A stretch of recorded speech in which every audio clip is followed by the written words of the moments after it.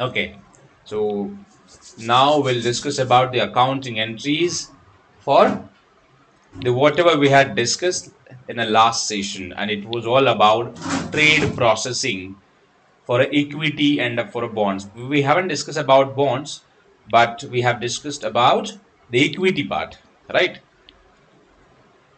Okay. As a trade processing team, what they do exactly? In their team, what they do exactly? They just create a record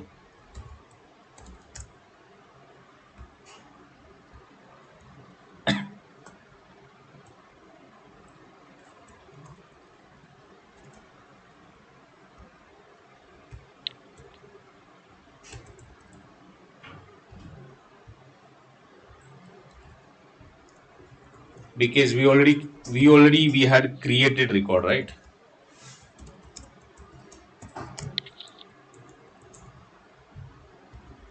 Where we had created in a system.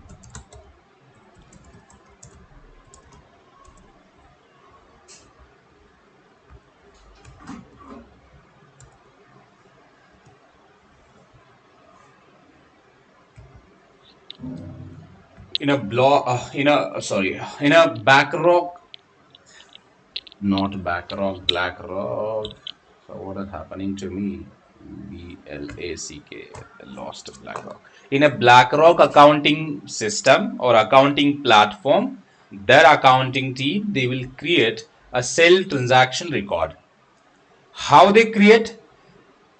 They just add these things: ISIN, trade type, quantity, price, security name, amount, USD, counterparty. For a BlackRock, counterparty would be someone means the other, right? Not the same. And trade date, settlement date, and status. Once you enter the settlement date, the trade will reflect as a settled. To create accounting entries or to prepare accounting entries, it means we do this only. Okay, but from an interview point of view, you may expect questions on this. When we purchase something or when we purchase the securities, then what would be the accounting entry? Correct? Because in a most in a almost in all the interviews now, this has become a common question that, like, so what would be the accounting entry when you purchase something, and what would be the accounting entry when that the trade gets settled? So it means there would be two different situations. One is trade date,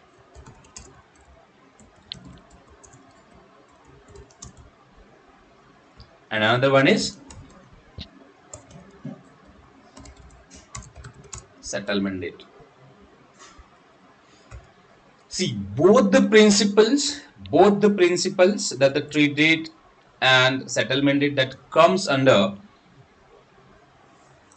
the initial recognition accounting principle.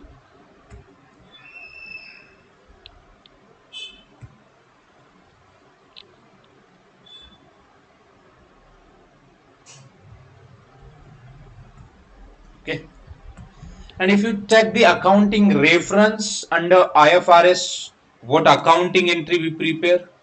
Under GAAP, what accounting entry we prepare? Let me tell you, there is no under IFRS.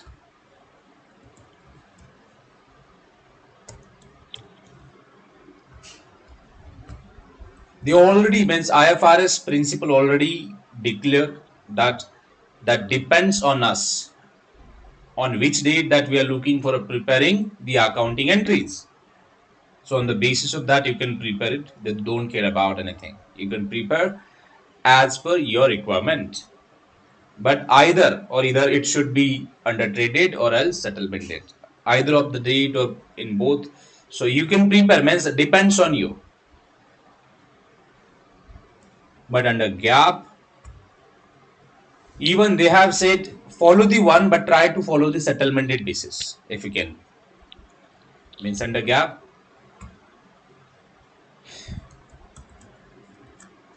try to pick in any date and prepare the accounting entries, or else prepare the accounting entries under settlement date basis. So if you see any questions on this, uh, why traded basis, why not settlement, why settlement it, why not traded, it depends. And even in the accounting principle as well, they haven't restrict any kind of things that you should only follow settlement date, you should only follow traded. It depends on that the banks or counterparty or investor and all, how that the entity want to be their accounting records as per trade date or as per settlement date. Because what happened, I'll tell you, on settlement date, trade trade get confirmed, right? Then fund will debit it from the investor's account or fund's account. All right. Then the instructions will send to whom? To custodian.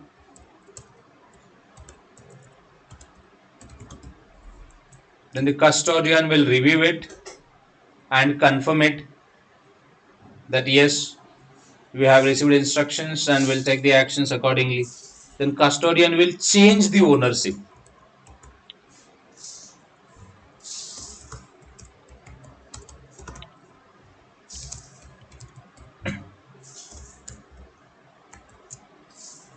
So it means here actually you can see debit and credit,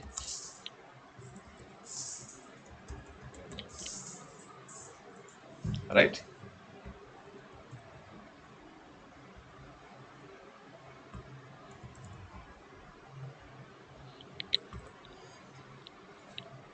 Okay, so let's assume that we want to follow the trade date accounting entries rule. Can you guess what would be the accounting entry when we follow the trade date accounting entries rule?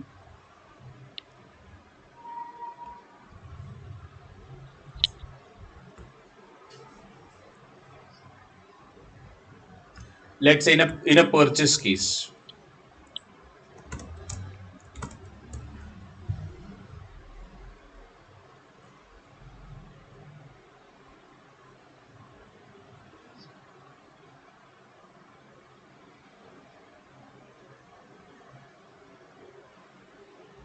No. Okay, so let me tell you something else.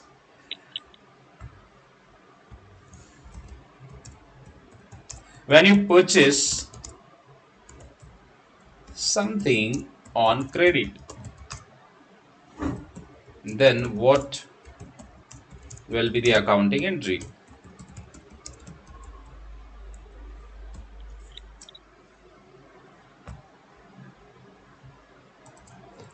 If you purchase something on credit from XYZ counterparty, then what will be the accounting entry? In a normal case, don't think from that the security point of view. In a normal case, let's say you have purchased goods. Let's say you have purchased bike on credit and you have committed that, so you'll pay the amount after 1 month. You have purchased that bike from me and you have committed to me that you're gonna pay the whatever amount is there that after, let's say in our case you have paid my fees, right? And the rest is like outstanding, still outstanding, means it's a liability for you. And let's say you have said yes, after 2 months I'll pay it. Then what would be the accounting entry in that case? You are opting my service, correct? But you haven't paid it.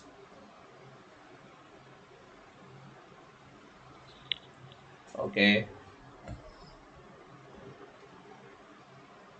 Yeah, go ahead. Let's discuss.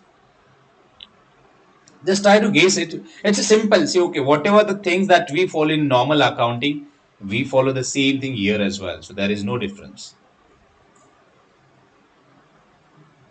So I have given you the hint as well. So now you say,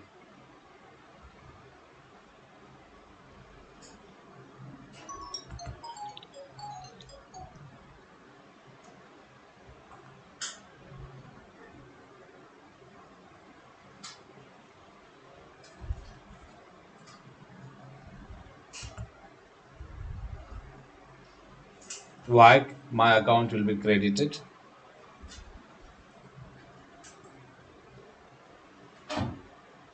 What's the logic or what's the rule behind this?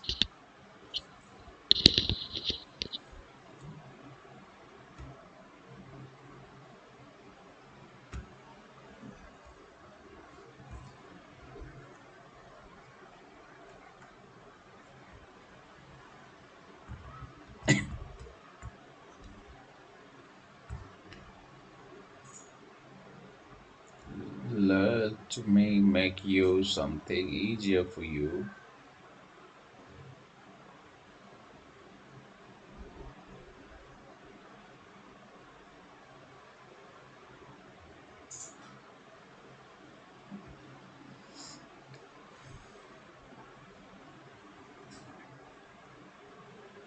See, in a normal case, right? When you purchase something, when you purchase something, you don't need to follow anything. Just follow the simple accounting entry when you purchase something.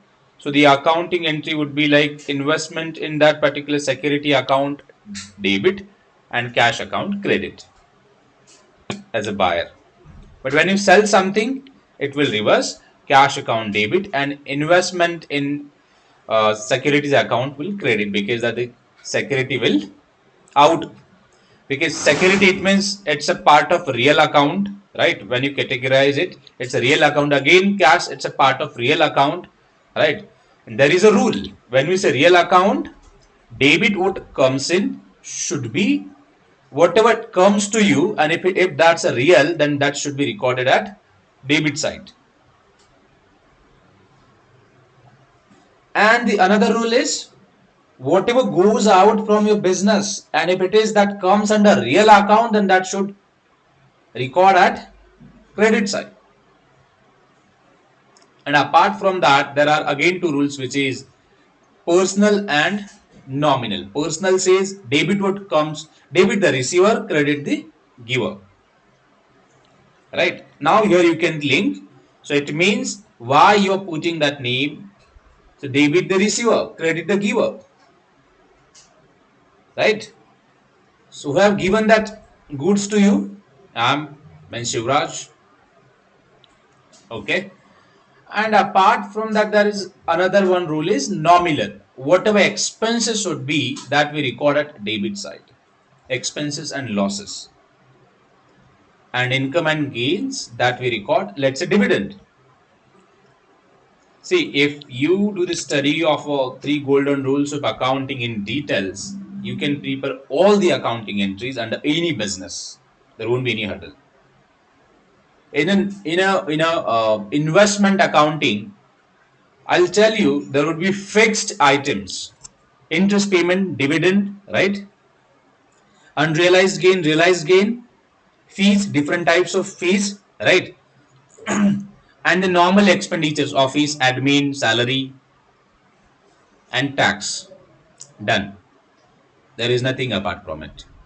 So it means you should know about the you should know the accounting entries for a realized and realized investment.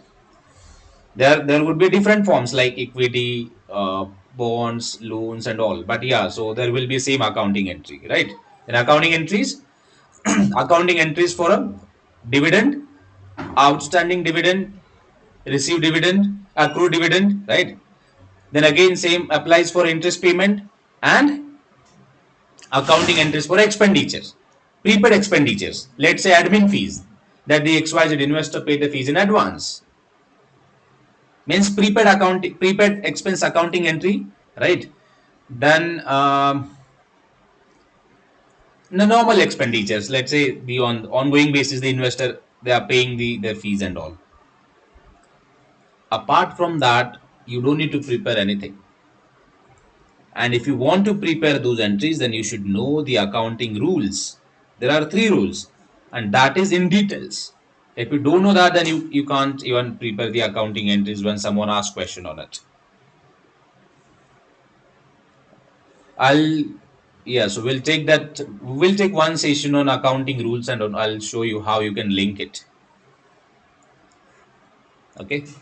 So in a normal term, so yeah, there would be one entry which is purchase and that the investment in security and cash account credit. That's it. But this is just a generic entry, okay? Generic, it means it's a general entry that we do prepare. But when you follow the accounting rules, we'll say that just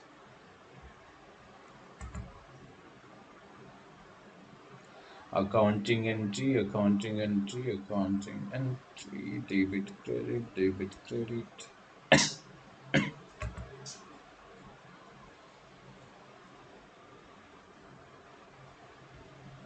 Investment in cash equity method of accounting for investment.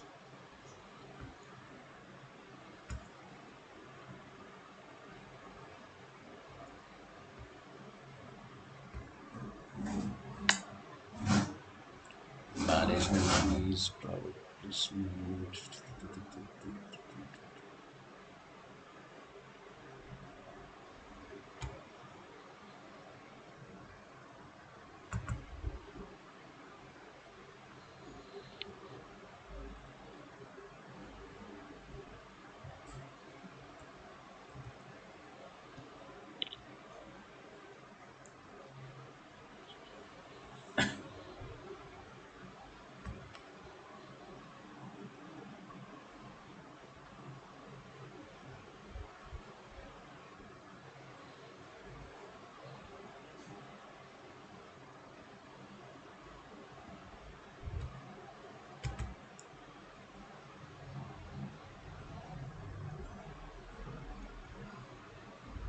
Sometime where I say that when I don't.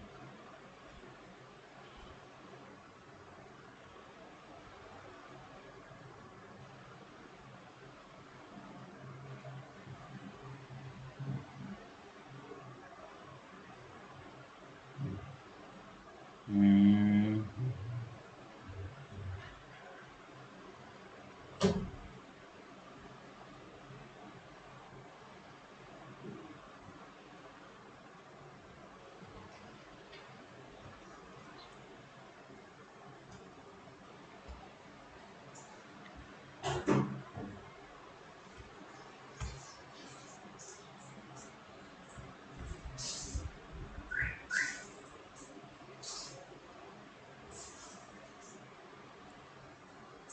fund accounting entries, and then private placement.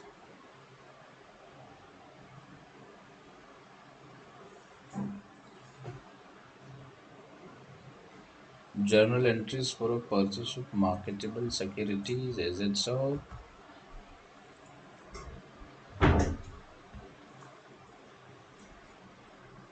Yeah, got it. Trade date versus settlement date. Now you can take the reference of accounting standard 320, right? And for a gap 320 and 321. So I'll send you this document. You can go through it, you can read it, that's fine. But yeah, so now here they have mentioned everything. If you take this example, look at an example on 1st March. Baxter company purchased 1000 shares of Tesla for a 600 per shares. In accordance with generally established exchange regulations and conventions, the trade settles 2 days after the trade order is submitted. So it means on the trade date, they are mentioning they are just sending the instructions to the broker to execute the trade, and broker is sending the instructions to exchange to match the order, and the exchange, or let's say broker, is sending the instructions to the custodians to execute the trade. Correct? On the settlement date, the fair value of Tesla is 575 per shares. Okay.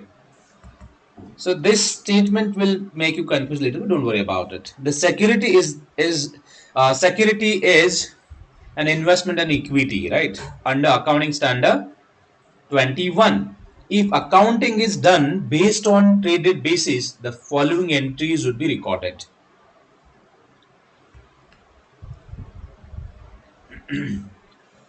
Let's say on 1st March, now we're going to put the accounting entry, correct? So we have purchased something. So it means in that case, we'll prepare the accounting entry, which is investment in equity. Investment, equity would be total value, correct? And on a 3rd March, when that the particular security will be get settled. Settled, it means on the settlement date, you will receive confirmation. On 3rd of March, you will receive confirmation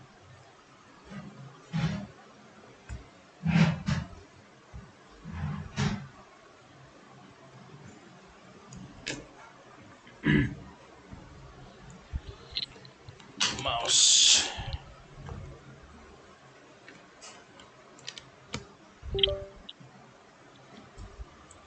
that the security has been credited or debited or everything has been executed or trade gets settled. So we receive that confirmation. That's what means as the settlement team, they work on it, right? So they record the trade in their system on trade date, and they also record means update the settlement status in their system on 3rd March. It means on a settlement date as well, right? If you're recording entire things on a trade date, so on settlement date, you don't need to put any amount in the system, but you can just verify it and update the settlement date. Right? Update the settlement date and change the status that you have received amount. And that's what you can see the entry, debit the payable and credit the cash.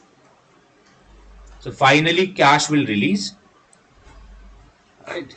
And whosoever the counterparts, so they will receive it. So these are the two accounting entries that you can see. But in a reality, we don't prepare any accounting entries.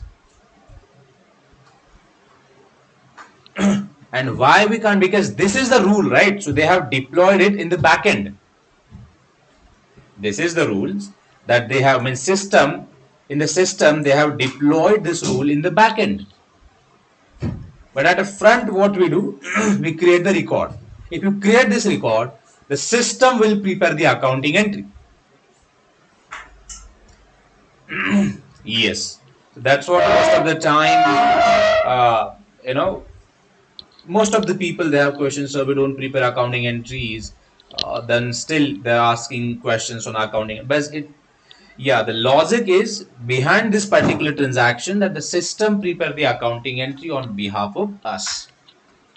So what we do as a trade processing or settlement team, on the trade date, we record this accounting entry, and on a settlement date, we update the settlement date and close this.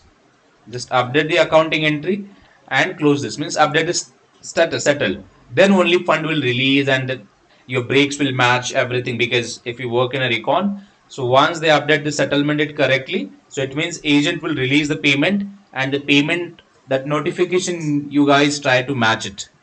Statement versus ledger, ledger versus statement, right? Internal versus external, or middle office versus back office, that you try to match it. If you see anything at MO, then it should be matched at back office. If anything you see at a statement side, then it should be matched with the ledger side. If you see anything at the counterparty side, buyer side, so it should match at seller side. And if you see any break in it, so finally see the debit versus credit, simple funda is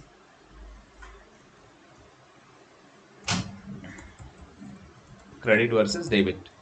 So should be 0 at the end. That's how recon team works.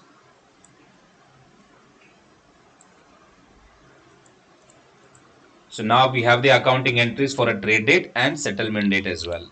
So on a settlement date, you can prepare this accounting entry, and on a trade date, you can prepare this accounting entry. But let's say there is a one company They want to just follow the settlement date accounting.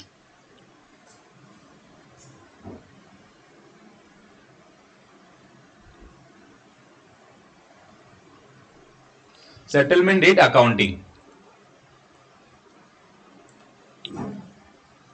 So here you don't need to prepare any accounting entry on trade date. We only prepare the accounting entry on settlement date. That's it. The here little bit things that would be changed, because from trade date to till settlement date you can see the change in price, right? Change in price, it means what exactly? Let's say on a trade date is today, or let's say trade date was uh, the 1st April, and today is the settlement date, SD and TD. Tesla price, let's say 120 for one quantity, QT, and price. Now let's say 180, 180. Right. Till the settlement date, you can change in the price, right? So it means there will be a short, whether positive or negative, that you can say.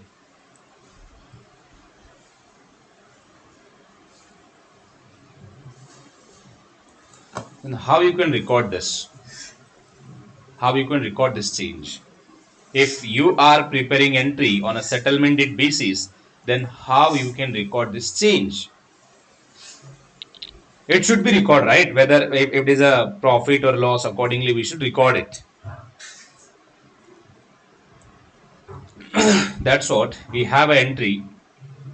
If it is a purchase security, then you can see debit investment in equity securities. The price, it's a real price. Real price, it means this price on the settlement date price. But actually, you have paid the price which is something different.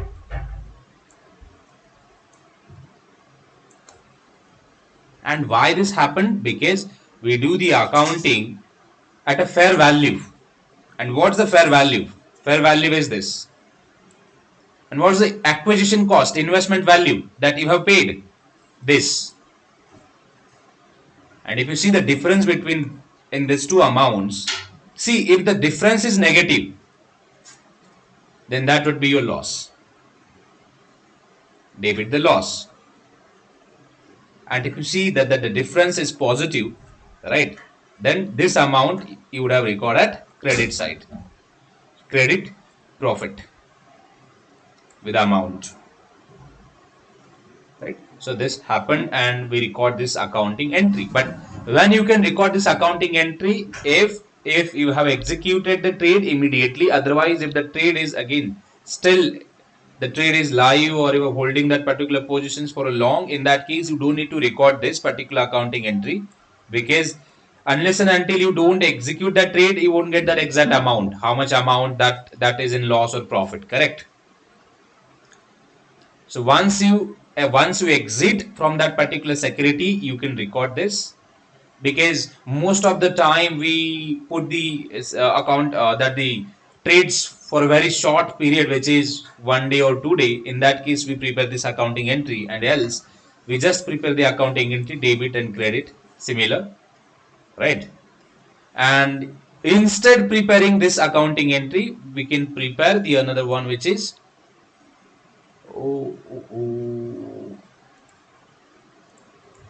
realized gain and loss. We prepare this accounting entry. Valuation would be your acquisition cost, right?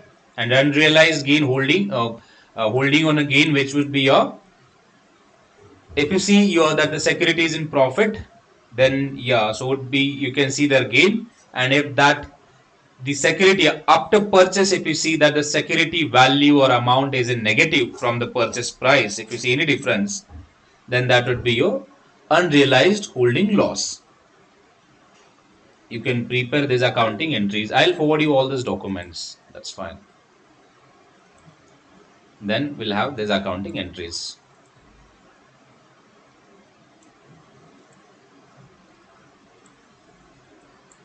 This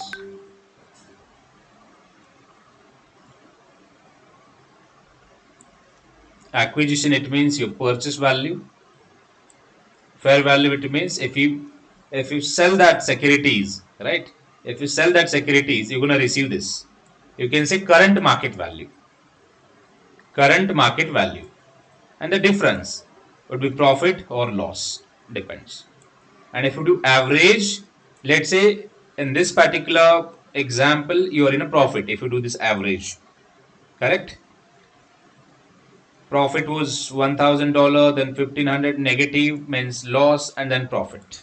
If you see all this, then let's say you are now preparing the accounting entries. Then accounting entries would be fair value adjustment 700 and the realized holding gain. So this is your gain. So in this particular contract or in a positions, you are in a profit. And if you say you are in a loss, then yeah, exactly reverse the entry. Right.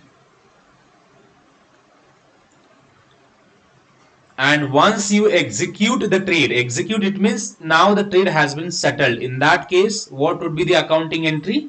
Your accounting entry, debit the cash, credit the realized gain, and again credit the investment. So how you can relate this? This was your investment, or I would say purchase price. This was your purchase price. This was the profit, and this the cash total that you have received. So it means it's an addition, cost plus profit that you have received. So there are the accounting entries we prepare on a settlement date. And if you see loss, then the just remove this and add to the loss side.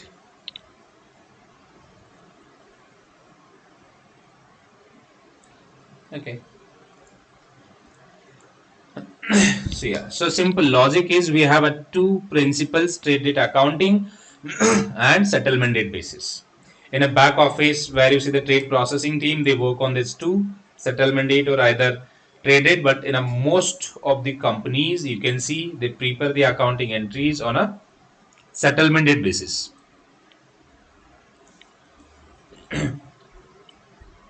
Yeah, they follow the gap principles. Most of the companies they follow because where you can see, you don't need to prepare two entries that for a receivable or payable, just prepare one accounting entry and finish it. Right? Nobody want any other the repetition or duplication of work, because on a trade date itself, that the amount is getting debited, instructions that you're sending, everything is happening on trade date. Right? Just hold for a moment and then post the combined entry on a settlement date.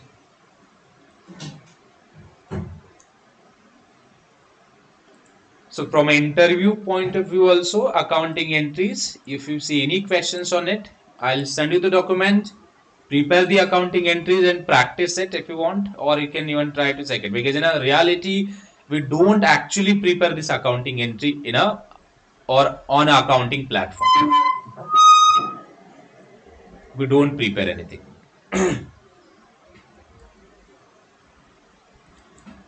But they have applied the rule that is in the back end of that particular application, and that they follow the same.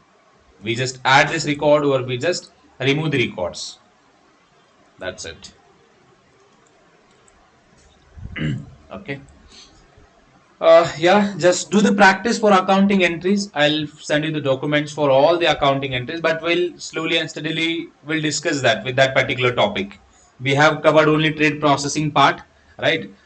So we have again discussed or covered the trade accounting entries for a trade processing part only. If we discuss about the income processing, then we'll cover the income processing accounting entries as well. Okay, so any doubt in this? Any questions that you would like to highlight in that? Okay. So for today, yeah, well, we'll stop here. If you have any questions, you can.